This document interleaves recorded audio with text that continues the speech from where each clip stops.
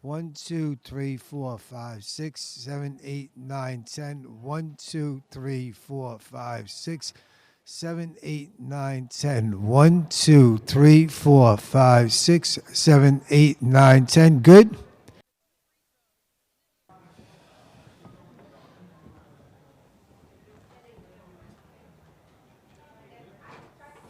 Check, check, 1, 2, 1, 2, 1, 2.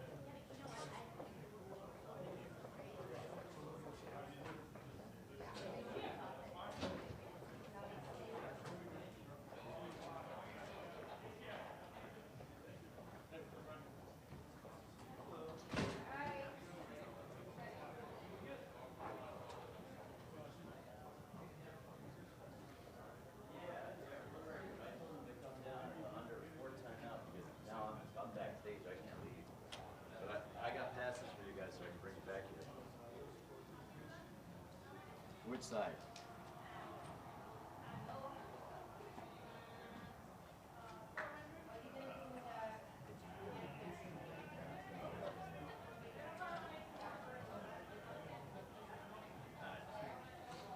No, I can't.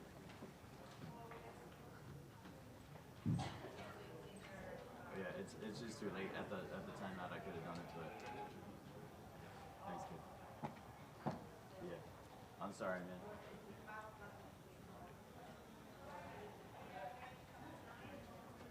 Hey, now you're too late. Yeah.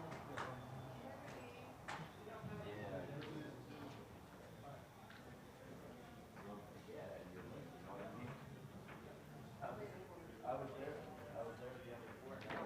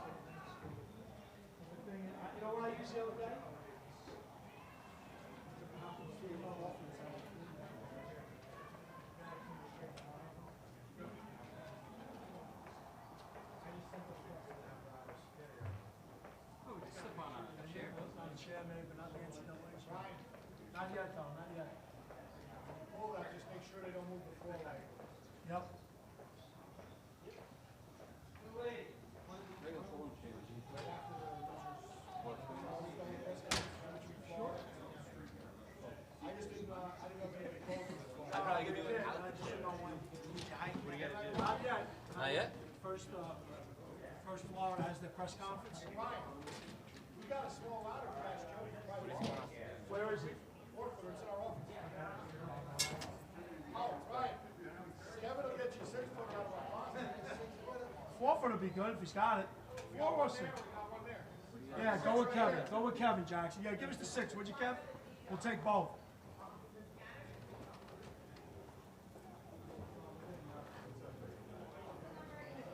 Chris, you gotta wait till after Flowers' press conference.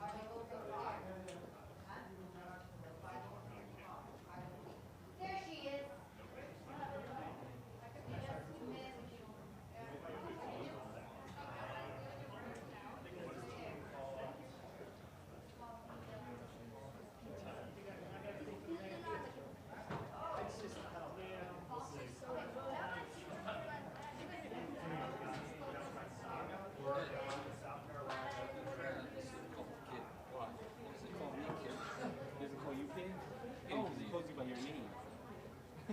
You changing it or not? We were told not yet. Not They yet. do the press conference. Jackson, Not yet. do Do not not yet, touch that's the correct. lights on the floor. Don't go near the lights on the floor. Try not to get hit by now.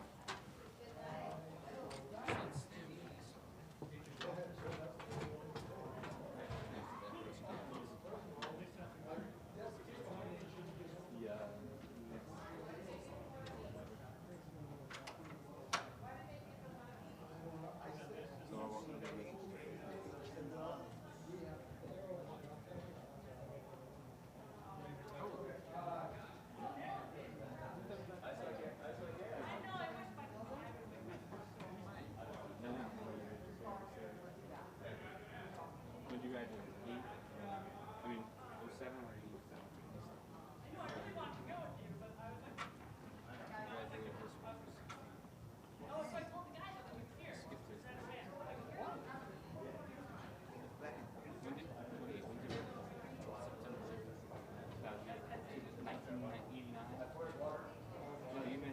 You're right. That's the correct time to be. Is that correct? Just. Do I get a box score again? Are they coming this way? Because I think. Mark, Yeah. you're gonna go 2-5-5 again? Who? You're gonna go 2-5, like 2 minutes 5-5 again? Yeah. Are these 12s or 15? Uh-oh. It's probably. I'll do 12. This one. Oh, yeah, no.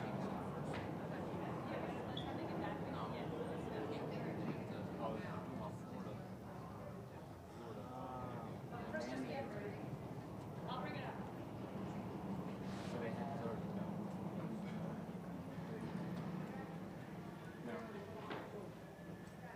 I'm sorry. Wanna help Mark with that? I had to buy that. No, I got something.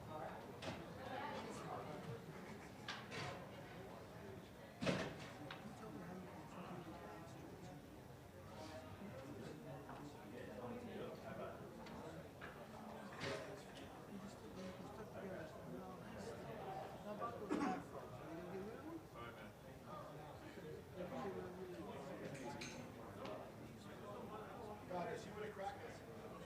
They come in there. That's what Kevin said. Alright, I'll let you know on the walk. Great. How soon is I have that? water, right? So I'm good. I got water for this. Yeah. I look here. Talking in front of some of the people. Where'd they go?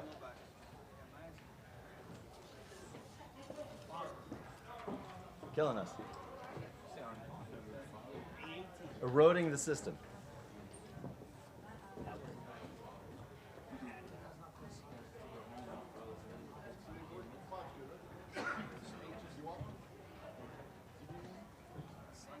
Yeah, I'll take one. Okay. We don't need one on the end there. I'll bring it to you. Oh, okay.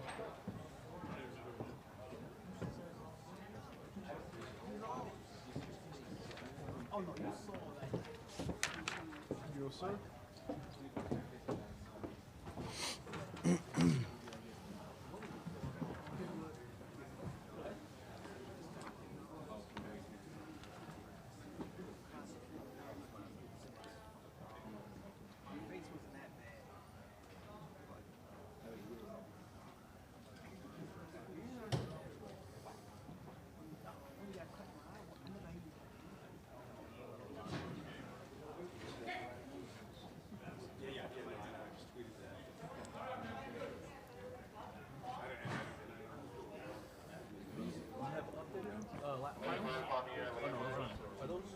Yeah.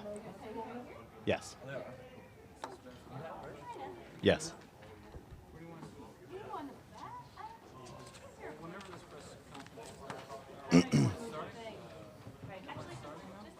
It's going to start in a few minutes. It'll end a few minutes after that, and then we'll switch it, and then we'll start the next one. Mark, this is Megan. Megan's going to be one of your mic holders.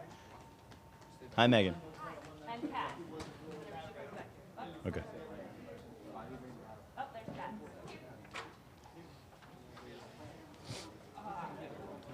Megan, just keep looking at me and make eye contact, and don't give the reporter the microphone until I say, and then take it right back from them. They don't get to keep it. Great, thank you. You're on the other side. Oh, that's it?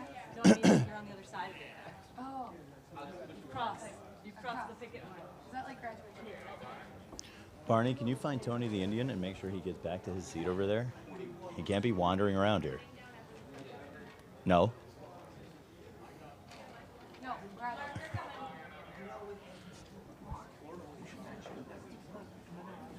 Ronnie, take it easy. Ladies and gentlemen, the University of Florida Gators are on their way. Head coach Mike White will be joining us here in the main interview room, as well as student athletes Justin Leon and Casey Hill. Those student athletes not joining us will be available in the Florida locker room for a period of 30 minutes. We'll let you know when that closes, but because the coach and because the student athletes have left the locker room, that means the Florida locker room is now open for a period of 30 minutes.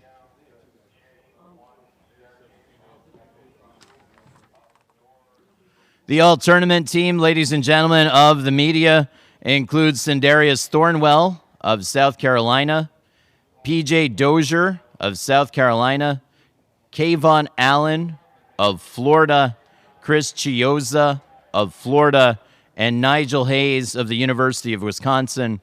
The 2017 East Regional All-Tournament Most Outstanding Player is Sindarius Thornwell of South Carolina. Anybody need that again, or is everybody good? Good. And Dawn was over 100 points throughout the 4 games. Thank you, Ronnie. You're the man.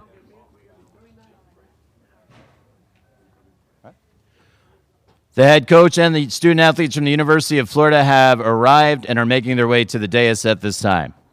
The Florida locker room is open with the student athletes not appearing here in the main interview room. And we'll ask head coach Mike White to please give us an opening statement. Then we'll take questions first for the student athletes. Yeah, I mean, obviously, very, very heartbreaking. I mean, we made it this far. You're right there with the chance to go to the Final Four. You're up 7 at halftime. We're doing some good things. And really, we weren't playing our best basketball in the first half. We had a bunch of turnovers. We were sped up. We had some lack of communication.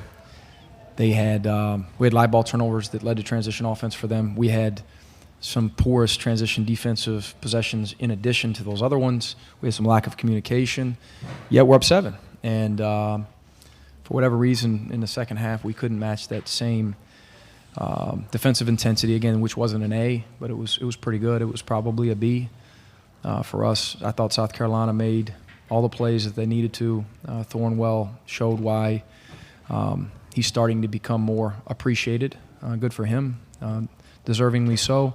P.J. Dozier, I thought, stymied a couple of our runs with big baskets. They defend at such a high level to complement those two things. And then, of course, Kotsar, when he's hitting jump shots, they have 8 offensive rebounds in the second half as opposed to 3 in the first half. Didn't do quite as good a job in those categories. We're sitting here on the losing end, but that doesn't take away from what these guys have accomplished. I'm really, really proud of these two guys for putting Florida basketball, for putting us back in the right direction, for everything that they've accomplished this year, not only on the court but off of the floor. These are great young men who have grown as people, been model citizens. They've been awesome to work with. And selfishly as a staff, you say, my goodness, we had a chance to go to the Final Four. I'm sick for these guys. I'm sick for these guys, along with Kenyon Berry and Skylar Rimmer, especially our seniors.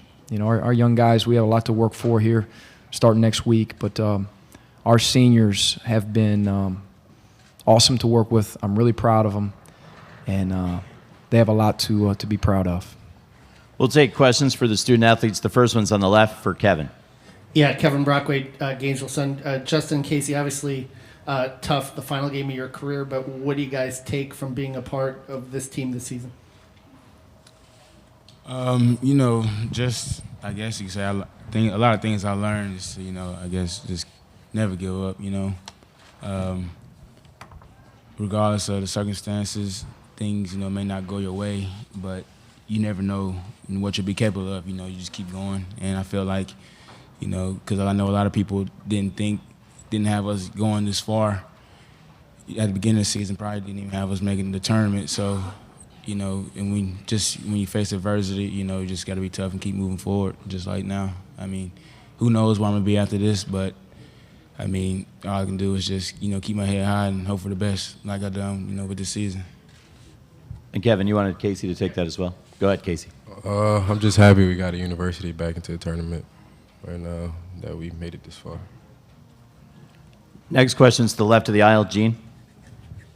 Casey, when you look back on this game, other than the fact that you lost the game, any second guessing on your part about either the way you guys attacked or defended? They were just a better team, honestly. That's all it was. Staying on the left of the aisle. Clark Spencer, Miami Herald. Coach White. I'm sorry, Clark. We're taking questions for the student athletes right now. Do you have one for the student athletes? Okay, sure. Sorry. Casey or Justin. You had a late game the night before, a tough game overtime. You didn't get back till late. You were 0 for 14 in the second half tonight. Was that any effect at all? Maybe that? Nah, I don't think so, because, we gave ourselves plenty of time to prepare for the game. So, I think, tonight it just wasn't our night to win, I guess. Yeah, I don't think that had anything to do with it either. Continuing with questions for Casey or Justin at this time. If you have one, please raise your hand. There's one right in the middle to the left of the aisle. Jake. To either Justin or Casey, in the second half, you had a bit of a harder time shooting the three, apparently. Did you notice them targeting you specifically differently when you were running your half-court offense in the second half? Was there anything different that you noticed that they were doing? Casey first, please, and then Justin. No, we got wide-open shots. They just didn't fall in for us at the time.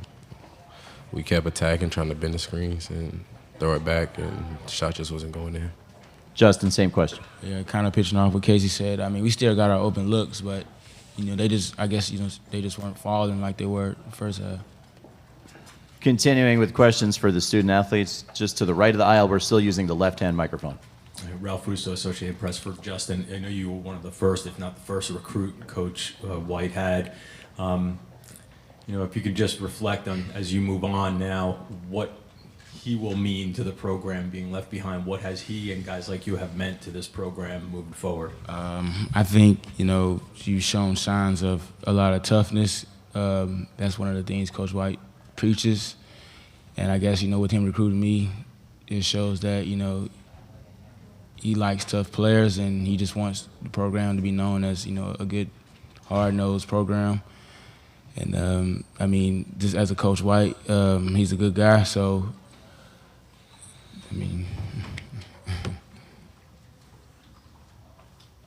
We have time for a few more questions for the Florida student athletes. If there are any, please raise your hand. Up in the front, we're going to use the left-hand microphone still for Pat. Justin, obviously you guys shot it well in the first half. Was it, you changed ends. Is there any reason that you can comprehend for what happened?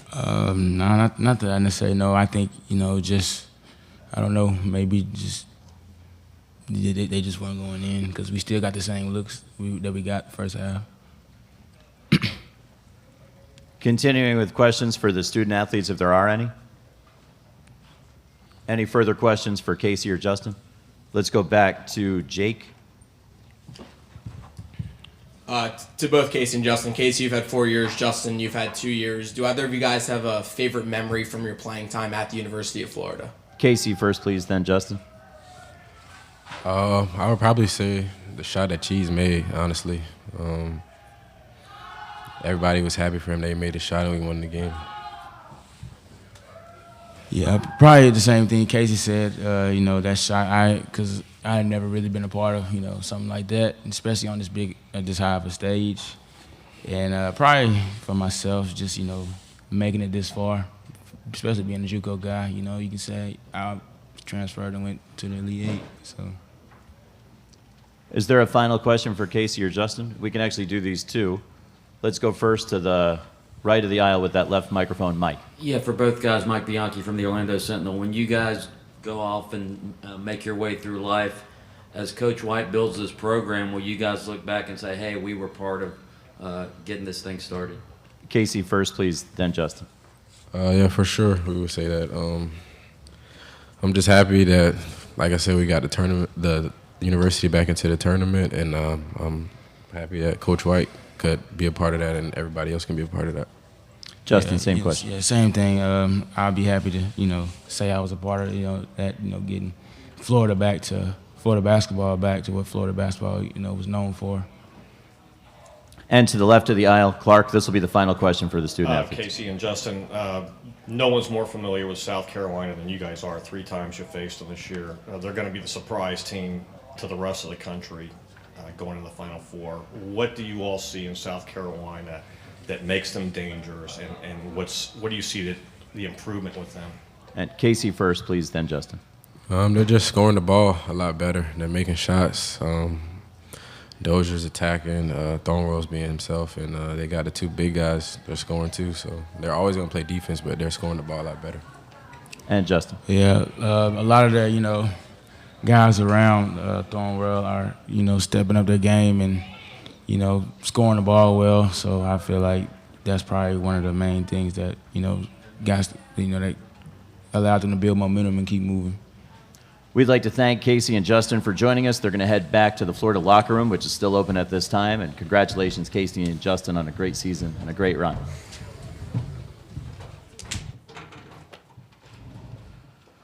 We'll take the first question now for head coach Mike White. If you have a question for Coach White, please raise your hand. Let's bring this up to the front, and let's go first to the left. Tom Jones from the Tampa Bay Times. Mike, can you just describe what the last 2 weeks have been like for you? Hectic, whirlwind, exhausting, gratifying, exciting, emotional. Wish they were all like the other night. Rewarding.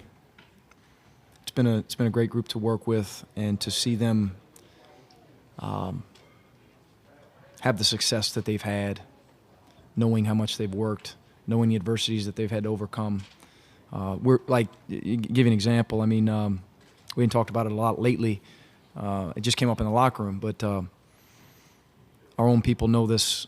Obviously, we're really, really happy about Exact Tech Arena. It's gorgeous. These guys, we're flying and driving all over the country, and these guys overcame that, and it was never an issue, never a complaint. Not boo out of him or him, all fall. Adversity, Johnny Bunu. This guy's coming from junior college trying to figure out how the heck to get to class a mile away on the University of Florida's campus. Casey Hill's adversity with what he's been through in his 4 years. It's been unbelievable. For him just to say over these last couple of coaches, I just want to help you get back to the tournament. I want to help Florida get back in the tournament. And he was this close to a Final Four. He goes to an Elite Eight. The Wisconsin game, just a microcosm of it all. So, sorry for the long-winded answer, but those are the things that have gone through my head. Coach, we'll stay in that same area for Pat. Yeah, Pat Dooley, Gainesville Sun. Mike, obviously 0 for 14 was the difference in the game, and it allowed you to get 7 for 12, allowed you to get the lead. Do you have any explanation for why they weren't falling? No, I'm so glad these guys didn't make any excuses. It's not what we're about. South Carolina was better than us, period. It's funny, until you said 0 for 14, I'm embarrassed to say, I didn't know we were 0 for 14. I knew we were really struggling to make a shot. I didn't know how bad it was. I didn't know to what extent it was. I coach these guys, and not that it's special or unique. We all coach our guys in this way, in trying to control what you can control. we could have controlled the 8 offensive rebounds more so than making an open shot that we gave up in the second half. We gave up 3 in the first half, and we can control that. A couple of ill-advised passes that we threw against a great pressure defense, obviously. Maybe the best in the country in terms of pressuring you and turning you over. But a couple of those possessions I wish we could have back. The times that we had opportunities to wall up in the paint and not jump and be sound, but we jump and we send their front court guys to the foul line. I wish we could have those back, and we could have gone 0 for 14 and still win a game. Obviously, you want to make shots. It's a big part of basketball. I don't know why, Pat. I know they're a terrific defense. Man, we took some contested ones. We had a few open ones. They just didn't fall for us. Continuing with questions for Coach White, please raise your hand. We'll send a microphone attendant in your direction. Across the aisle there to Mike. Coach, did you have a message for them at halftime as far as let's keep it going? What was the message at halftime? Yeah, it was one stop at a time. That's all it was. It was, guys, I believe we had, correct me if I'm wrong, do we have 11 turnovers at halftime? So we had 11. So all we talked about offensively is we know we're going to be sped up. We know we're playing as quick and as strong and as physical a team as there is in college basketball. They can't speed us up. We're putting our defense in peril, guys. I mean, they're good enough in transition offense, especially as of late. But for us to have the pick sixes that we had, we're not going to win the game if we do that. And that's all we talked about in terms of offense. Defensively, we watched every field goal make against us, every foul that we committed. And a lot of it was in transition. We had a few miscommunications there or lack of communication. We addressed those things. And we talked not about holding on to a lead, not about next 20 minutes. We talked about staying in the moment, being right here, right now, and the first defensive possession of the second half. Let's address that. And then let's move on to the second defensive possession. Obviously, those weren't the right words because we didn't get off to a very good defensive start in the second half. To the left of the center aisle, Jake. Jake Winterman, ESPN Gainesville. Coach, Kotar and Silva are both impressive big men down in the paint. What did you think of the job that Kavarius Hayes did tonight and the job that Gorjok Gak did in limited minutes tonight? Gak's come a long way. We've got to have him rebound the ball and play with more physicality, and he's going to get there. He's going to get there. He's barely lifted any lower body. You know, he got to campus late. He hasn't done much with the weight room, and that's to me that's going to be where we're going to see his biggest improvement with getting stronger. Kavarius, I thought was good. Kavarius was good. Unfortunately, those guys have continued to develop too, to the extent that they have. Kotsar's hitting 15-footers on us, which he wasn't doing earlier in the year. He just wasn't making those shots. He wasn't playing with the confidence that he's playing with now. Silva as well. You know, he's a terrific talent. Both those guys to be young guys scoring it the way they are. Our guys said it. PJ Dozier's playing downhill. He's playing with more confidence, especially in transition. They've changed. They've become such a better transition offensive team. And then Thornwell he's just being him. I mean, he's shown the country now why, in my opinion, he's been underappreciated, why our league can be underappreciated. He's one of the best players in the country. We have time for one, maybe two for Coach. Mike? Coach, what did this run mean for you, your program, moving forward, and what's next? Mike, it's been great, but I'm not celebrating anything right now. I'm like our guys. I feel as lousy as I could feel with just being so close. I'm sure in a couple days, a couple good nights of sleep, getting a chance to catch up with my kids. Seems like I hadn't seen my kids in a month. You know what I mean? Happy birthday, Riley, by the way. I know Pops is here. That's my 10-year-olds, excuse me. My little girl turned 10 today. Some of the sacrifices we have to make in coaching with just being so far away. Be home late tonight, Riley. But I'm sure when you take a step back and take a deep breath, I'll feel more and more pride about what these guys accomplished. My staff's been tremendous. Love my staff. Our support staff is unbelievable. So blessed to work with these guys. Our administration is terrific, as we all know. And I'm proud of, I said it earlier, But these guys, there's been no drama this year, and I've never been a part of that in 17 years. Not to get one call at midnight that you guys did something crazy, or not to have to break up a fight in the locker room, or deal with, man, I'm going to transfer if I don't play more. You know, we just our culture is back to where it needs to be to give us a chance, and it's mostly the same guys. So, you know, I want to credit Casey and Justin Leon for what he's done. Kenyon Berry's been an incredible addition to our program, not just to this team or a few games he's had where he scored 30 or what have you. Our freshmen they're just much more mature. They've grown as people. Kayvon Allen and Kavaris Hayes are much more mature. They're closer to being grown men than they were a year ago. You know, and I'm leaving guys out. The sacrifice Skylar Rimmer's made as a senior hasn't played much. I could go on and on. Chris Chioza's development, are you kidding me? Think about how far he's come. And then Devin Robinson has grown as much as anyone. It wasn't his best night tonight. Talk about growing as a person and maturing and becoming more serious about your game and wanting to show everybody how talented you are, getting tougher. It's fun to be a part of. You know, I'll feel better about it in a couple days. Final question for Coach is on the left side. Eisenband, thepostgame.com. A lot has been made about the SEC narrative. I mean, you guys were going blow for blow most of the game today. What did the country learn about SEC basketball? It's really good. It's really good. You know, I hate to. I don't want to be one of these guys. It's way better than people think. It's just so underappreciated. Everyone's crazy for thinking because the computers say what they say, and numbers don't lie. But I think our computer numbers will continue to increase. They probably obviously have over the past 2-3 weeks. I think we had some unfortunate non-conference losses throughout the roster of our league. But there's a bunch of teams in our league that would have been capable. You know, Vandy had a rough go at it. Otherwise, who knows how far they would have gone. Georgia was really close. Alabama played everybody. Alabama goes to South Carolina and beats them. You kidding me? South Carolina lost 6 games in our league. We lost 4 games in our league. I mean, our league is really good. I'm not going to sit here and tell you it's the best league, but it's building. It's talented. It's quick. It's fast. It's strong. It's well coached. Frank's done an amazing job. You know, he's one of those guys. I'm glad he's going. You know, I'd rather gone than Frank, but I'm happy he's going. He's done an amazing job there. We want to thank Coach White for joining us here in the main interview room and congratulate Thanks, Coach on a guys. great season and a run in the tournament. Thank you.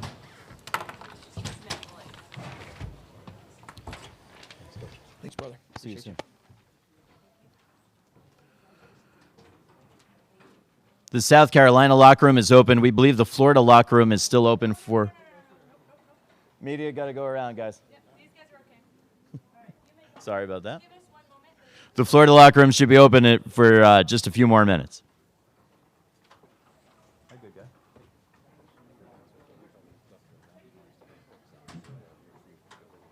Okay. Attention to all media. If anyone's left their laptops or any equipment courtside, make sure you go get that at this time. We have a few more minutes before South Carolina will get here and be on the dais. So if you have a moment to please go and grab your laptop. If you left it courtside, do that at this time, please, and we'll get your questions in as soon as you return. Florida locker room's open for about 6 minutes. The South Carolina locker room is open at this time.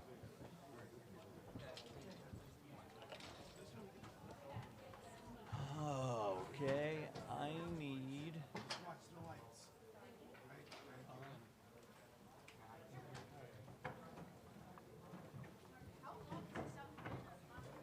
$30 minutes, my man. Mark, it's about 5 minutes left. Okay. Yeah, I told him. That's not. I don't need one. Oh, I already got one. I'm still the same person.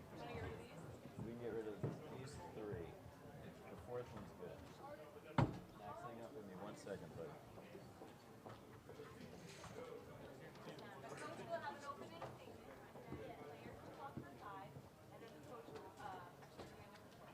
Coach will stay and hang out. Who did I say? I'll take them. Come on back.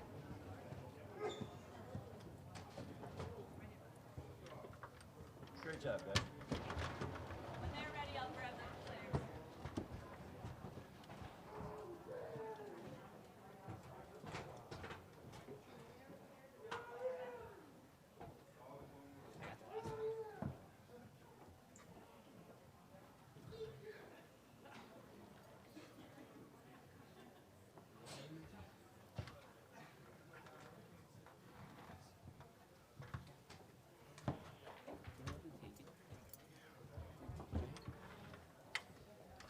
Well done. And speedy. Right? Have you seen that before, Ron? They were very good. They were very good.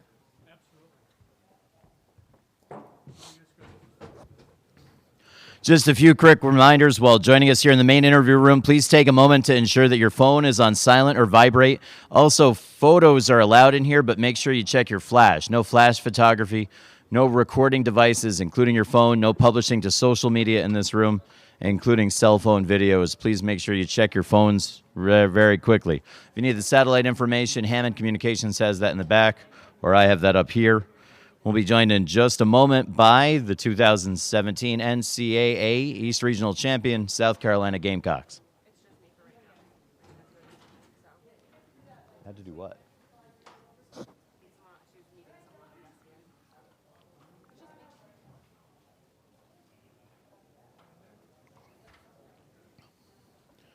What about Barney?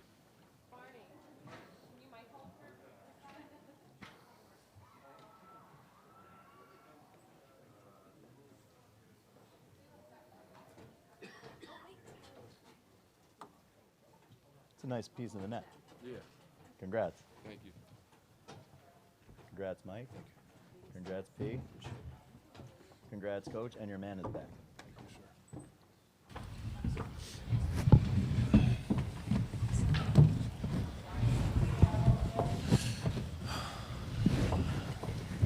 Ladies and gentlemen, we're joined right now by the 2017 NCAA East Regional Champion, the South Carolina Gamecocks. We're joined by student athletes Mike Kotsar, PJ Dozier, and Sindarius Thornwell, and the head coach Frank Martin. Coach Martin will open things up with a statement. Then we'll take questions first for the student athletes. Coach. Just unbelievably, just a surreal moment. You focus in on chasing young kids around, hoping that they grow up and believe, and you end up with guys like these guys right next to me and their teammates that have the courage to come back every day and do more. And I'm just out of words. Just extremely proud of these guys right next to me. Let's take questions for the student athletes first. Let's bring it up for the first one with David. David Cloninger with the States, and PJ, as you know, local guys, South Carolina guys, and watching this program growing up, did you ever think a day like this would be possible? And is that why you guys signed to come to the Gamecocks?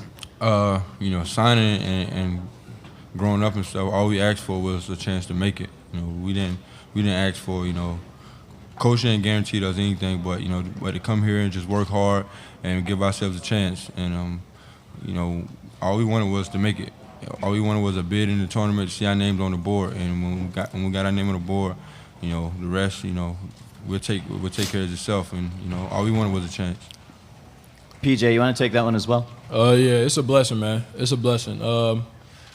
Personally, I didn't know where this program could go, but I know that when Frank Martin stepped foot on campus, you just got this vibe that the ball was rolling, and the progress, like you could see it every year, every day. If you go to each practice, they got better. Each year, they got better. Statistically, it showed. Just as Sam said, Coach didn't promise us, anything, but he did promise us that we had faith in him and we listened to what he had to say, and we did what he had to say. We did what he said to do, that we would be successful here, and it shows. And Mike, same question for you. Committing here, I was hoping that this would happen, but did I think that? Definitely not. Just feels amazing. Next question is going to be all the way to the left. Anthony Sewell-Heffinger, Yahoo Sports. For the three of you, expanding on that, what has Coach told you about and taught you over these past 2 weeks throughout the tournament heading to your first Final Four? We'll ask Mike to take that first, then PJ, then Sindarius. I'd say the main thing that Frank has taught us throughout the season is to put trust into one another, to trust Frank, to trust our teammates, both on and off the court. Yeah, the coach's mindset never changed. The players' mindset never changed throughout the whole season. We just Coach harps on being an everyday guy. Every day, giving it 110%. Coming in every day to work. And Sindarius. These last 2 weeks, when we got our name, man, he said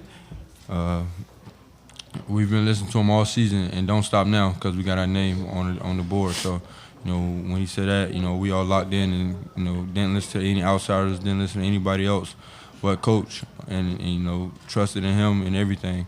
And we have this thing where don't let go of the rope. No matter what happens, no matter the outcome of anything, don't let go of that rope. On the right side of the aisle in the second row, Len. Len Robbins, New York Post. And Darius, this is for you. We've talked a lot about you being the most underrated player of the year from a major conference. Florida's up 55-53, and I think you scored the next 8 points for South Carolina. Then you assisted on a basket, then you made a steal. Was there something inside of you that just said, you've always wanted this chance, this is my chance? No, I just made plays. I was just in a situation where, I just made plays. I feel like our team is the most underrated team in the country, outside of me, but our team is the most underrated team as a whole. But, I just feel like, plays need to be made down the stretch, and, I stepped up and was in a situation where, I was able to make the plays. In the center of the section, to the right. WLTX. You guys talked about trust. There was a particular play that stood out to me. Sindarius, you passed the ball to Coach Sarr. Guys put you up 69-65. Just talk about that trust, the trust Coach Sarr in that moment, how that play developed, and PJ even seeing that play, like, was that like kind of a microcosm of trust this year, or describe that play?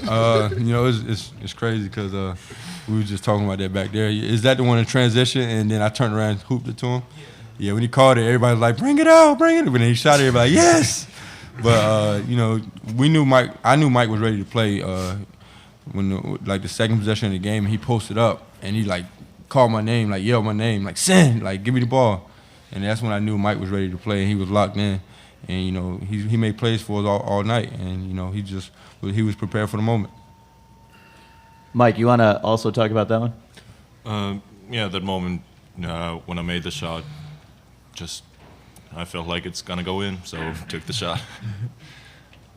Nothing more to it. Excellent. All the way to the right in the front. This is the left-hand microphone, though.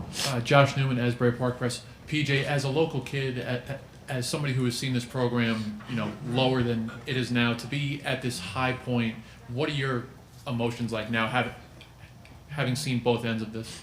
I'm speechless, man. Honestly, I'm happy for those guys that came in and were on a mission. Frank Martin, when he came in 5 years ago, he was on a mission. He had an objective to turn this program around by getting great players like Sin, Justin Mackey, other players. Mike Carrera, so we just thank those guys that came. Well, I thank those guys that came before me, that paved the way to be able to have this opportunity to put this program in the position that it's in. All the way to the back, and this is the right side microphone. Tom Merriam with AP Radio. How much of a sense of accomplishment versus a sense of there's more to do is there for you right now? Sindarius, can you take that one? Yeah, we're not, going to settle for this. We still feel like we got one more game. We're not going to that game. Thinking we still going to that game thinking we can win. Why not us? Why not go win it all? And that's our mindset. And we feel like we can compete with anybody right now in the country. Second row left of the aisle. This is Dan Stack from FanRag Sports. This is for Coach. Obviously, you have a special player. I'm sorry, Dan. We're doing student-athlete questions right now. We can get to Coach in just a second. And let's take one to the right of the aisle. Heath Klein, 107.5 The Game. Guys, this is the third time in 4 of these games that you guys have been behind at the half. What is it, what quality is it that has allowed you guys to never panic and be able to close games when you get behind like that? And who is that directed toward? Sindarius, can you take it first, then PJ? We just, we've been in that situation, like you said so many times. When we played Florida at home, we was in that same situation, down 7 at half. Played Duke, we was down. Marquette, we was down, and we felt like we was doing the right things. We felt like, everything was going good for us. It just the ball wasn't falling in, and we just needed a couple more stops. And so going into halftime, we all just buckled in and locked in on what we needed to do to win, and took it one possession at a time. Final question for the student athletes is for Len. Len Robbins, New York Post. PJ, usually we ask a Duke player this question. With about a minute and a half to go, you guys went back on defense and you slapped the court with both palms. What's going through your head then? And is Carolina now in that Duke, Carolina, Kentucky conversation? Oh yeah, I mean, that's what we all signed up for. We signed up to be in this position, to be amongst the great teams, as y'all would call them. So we know we have a great team ourselves. That defensive play was it was emotion. We needed to stop. I'm pretty sure all the guys were just as excited as I was. We looked over to the bench. The bench is up. Excited, getting the crowd pumped. The crowd's going crazy. So you just dream about being in positions like that on the stage like this. We want to thank Mike and PJ and Sindarius for joining us today and all weekend long. Congratulations. We'll see you in Phoenix. See you guys in the bus.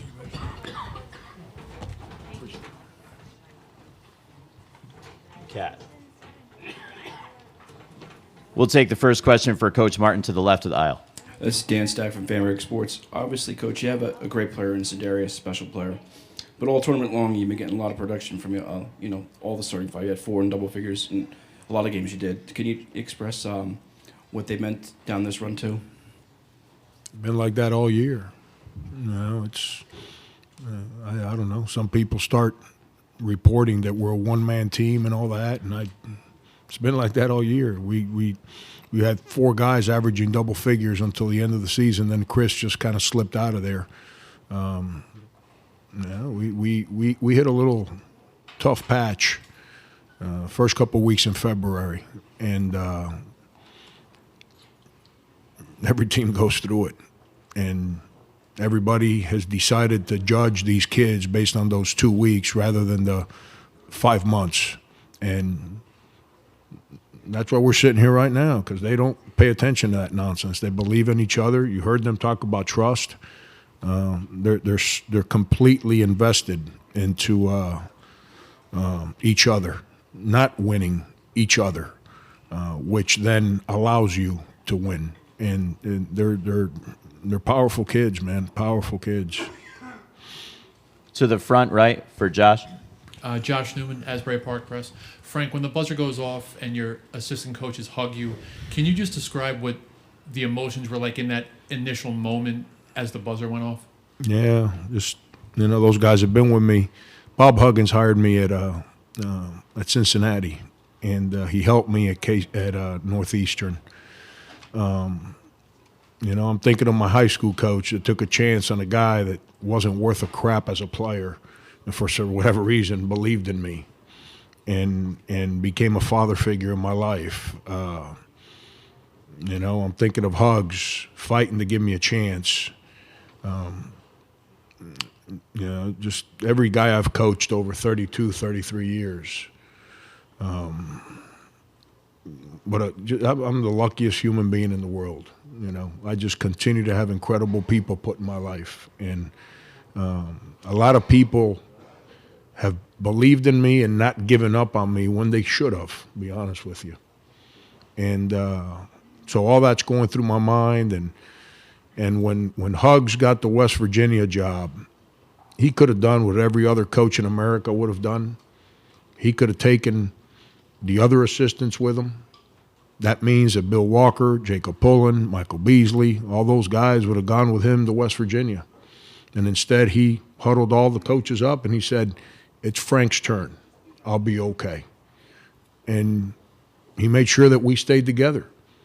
And here we are, same group of guys, Brad Underwood, Lamont Evans, guys that have believed in us. But, from Doug Edwards to Andy Astley, Scott Greenewalt, Matt Figger, who's my dude, that guy, I can't wait for somebody to give Matt a head job. He's a stud. And their families, we were winning at Kansas State.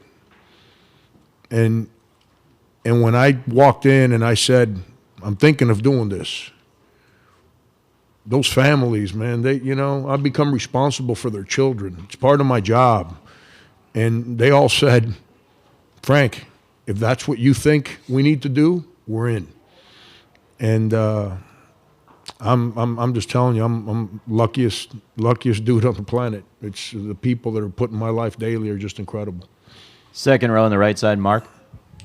Mark Herman from Newsday. Frank, I saw right after the game, one of your first conversations was with your mom.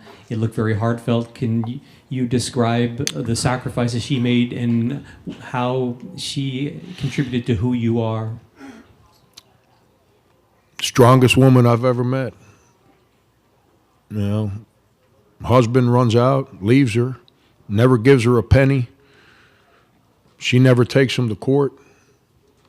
Doesn't make excuses. Worked on a salary as a secretary. Raised my sister and I. We'd go to Wendy's or Burger King every 2 Fridays. That was our family meal. She gave me the courage to try and do this for a living. Every time I'm in a difficult moment and I got to make a choice and do right or do wrong, I made her cry one time when I was a teenager because I made the wrong choice. I'm never making her cry again for making the wrong choice. And watching her cry tears of joy because of all her sacrifices have allowed me and my sister to move forward in life. Those are the tears that are important to me. That's extending her life. When you make your mother cry for joy, gives her more life. And she's a special lady. To the left of the aisle, David. David Cloninger with the State. Frank, you guys mentioned that when you came in, you were on a mission, and I know that the wins were hard to come by at first. But did you ever think that it would end up at this moment? Was there ever a doubt in your mind that you would get here eventually? Anyone that's in sports dreams of moments like this. It's not something that you start dreaming it the year you win 25 games. You dream it every single day. And the thing is that you have to work towards getting better every day, not get wrapped up on good and bad and losses and wins. But the goal was, I've never changed my mindset. It's been my mindset from day one. Our job was to elevate our program to where we can compete for an SEC championship. That was it. And that's what we've been striving to do. And I know that if we can elevate our program to where we can compete for an SEC championship, because I know our league, we have a chance to win games in this tournament. And that's what's happened. Our kids believe in each other. They work their tails off. And we keep our focus where it matters. And that's on one another. And not making things easy for each other. On the contrary, making things hard for one another. So we can be prepared and bond and be prepared for this moment. This will be the left-hand mic, but on the right of the aisle. Coach Judy Gatson from WIS-TV. Almost every fan that I've talked to between the last game and this one brought up that letter that you wrote and the special connection that they felt getting even stronger. That was almost like a heavyweight bout out there. Talk about the difference the fans made today. Yeah, it's that's why I wrote it, Judy. It's Columbia's a special place. It's got great people. Our state's a special place. And you guys know this. I've learned it over the last 5 years. The way it welcomed our family from day one, and we were all outsiders. Our kids weren't winning, but fans were signing up for it. I love going to the other team's games and seeing what Dawn built. And everyone wants to talk about football. Obviously, the football atmosphere is second to none. But I go to volleyball games and they're sold out. I go to soccer games and they're sold out. I go to softball games and they're sold out. And, and I kept saying, God, if we can connect with this community, with this alumni base. Bruce Ellington and Darius Rucker, two guys that I've gotten to know because of basketball, both in tears after the game. Bruce is a special young man to me, and I only coached him for 18, 19 games. But he's a special human being. And then Darius, everyone knows Darius, but to see how important this school is to him, as successful as he is in life, just continues to show me what special people we have supporting our university. And that's why I wrote the letter. And it was my feelings, and it's what I meant. And I had no idea we were going to win, none. But I needed our fans to understand it in a powerful moment where I know they were paying attention because of our team success. And I wanted to make sure they understood the way my staff, myself, my family, and obviously the players feel. To the right of the aisle, toward the back. Jamal Murphy, Bill Roden on Sports. You talked about dreaming about this. Does it feel like you dreamt it would? And also, how long before you think about Gonzaga? I'm not going to pay Gonzaga a bit of attention till sometime tomorrow. I'm not.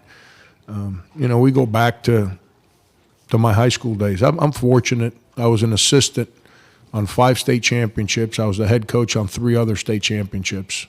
So in 16 years as a head high school coach, I was a part of 8 state championships. And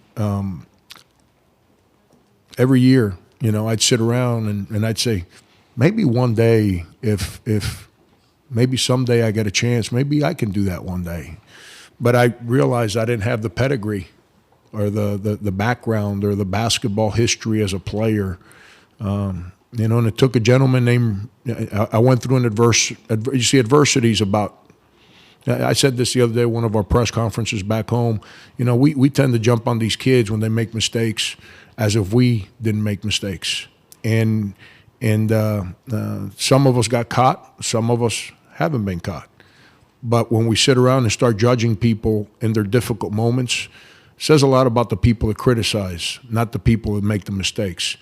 And I was a part of an unfortunate situation coaching high school basketball, and it was under my watch. I still, to this day, say we were not guilty, but I was responsible for that situation. And I lost my job, and that was the first time I ever said, you know what, I'm going to try this college thing. And I couldn't, I said the story. Only one person wrote me back, and that was Coach K, the only person. And then I ended up taking a year later. I had a principal named Linda Evans. She gave me a job to coach her basketball school, and I loved it. And then a gentleman named Rudy Keeling called me and offered me a job at Northeastern. And here we are, man. Here we are. It's, if you ever lose your dream or your desire to fight for your dream, then don't get mad when you don't get it. But adversity, how we handle that determines what comes forward. And go back to my mom, my grandma. When they told my grandma, you got to leave your house now, and you're going to this country where you don't speak their language, and you got to go sew from 6 a.m. to 6 p.m. and figure it out. She lost her husband to a heart attack, so now she was left with my mom and my uncle as teenagers, didn't speak a lick of English.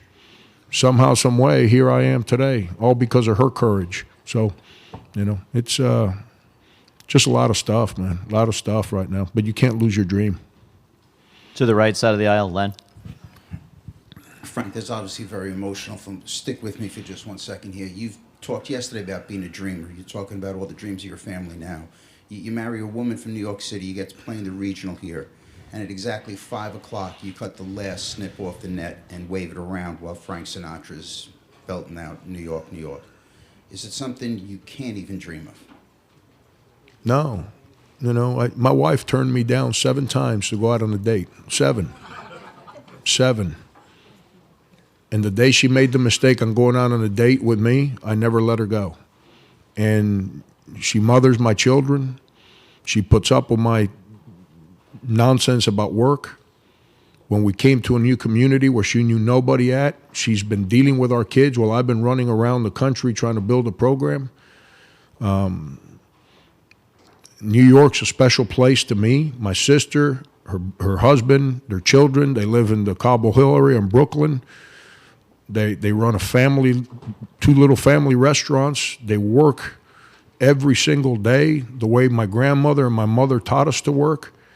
My wife's family Same story as my family. Unbelievable that she's the one that gets put in my life.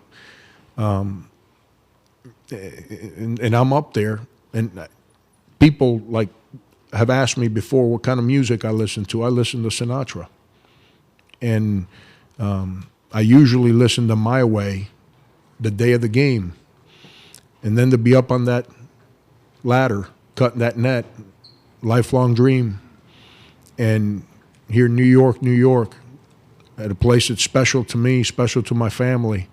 It's pretty powerful. In that same area, using the left-hand microphone. Heath Klein, 107.5 The Game. Coach, 7-12 for them in the first half from 3, 0 for 14 second half. Did you do anything different, or was it just one of those times where some shots were going in, you just keep doing what you're doing? Yeah, I don't want to speak for Mike's kids, which, by the way, what a job by Mike White and those kids. Unbelievable. Heath, I don't know this. I lived this situation 7 years ago, and they had that hard overtime game, and it's, what was it, 36 hours ago or something like that? By the time they got back to the hotel, did they kind of run out of juice a little bit? I don't know. I thought they missed some open looks. We played harder. We played better offensively. I thought our ball screen defense was a lot better in the second half than it was in the first half. But I also think they missed some shots. And sometimes that ball bounces your way, sometimes it does not. And I'm not trying to take credit away from our guys. I think as the half evolved, we defended better and better and better. Three-point defense has been a staple of our team all year. They made some harsh shots in the first half, and it was against our zone more than anything. It was difference in the game. Coach, final question of the weekend and the region, and we got to go back to your man, Max, in the front row. My guy. Max Bunstetter, Sports Illustrated for Kids. Coach, your team has made these insane second-half runs throughout the entire tournament. What do you feed your team at halftime that causes them to just go out there and dominate? Max,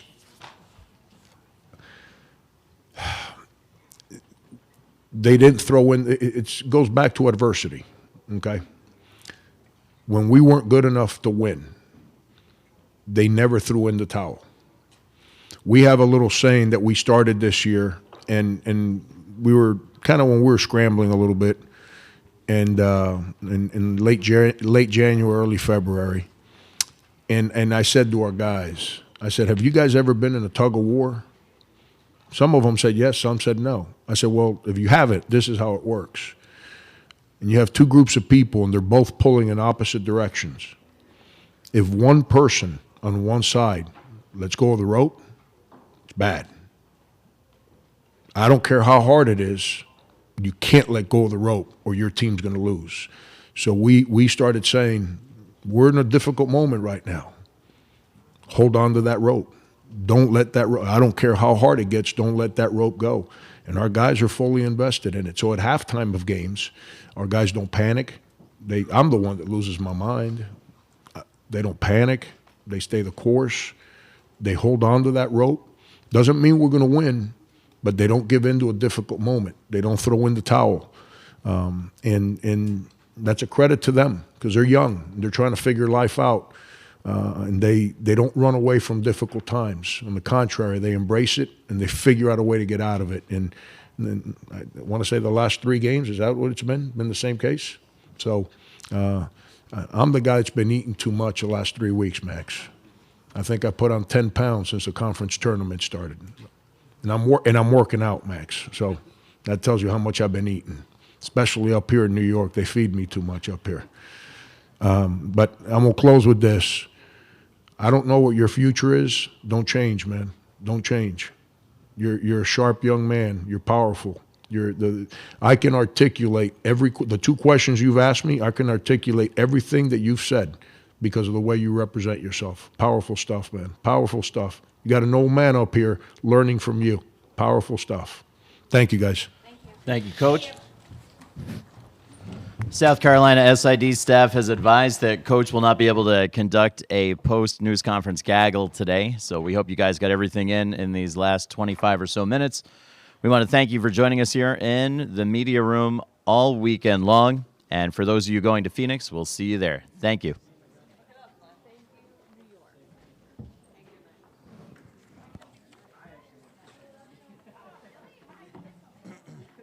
Ratings machine, Robbins. It's a ratings machine. I said he's a ratings machine. The next 55 questions go to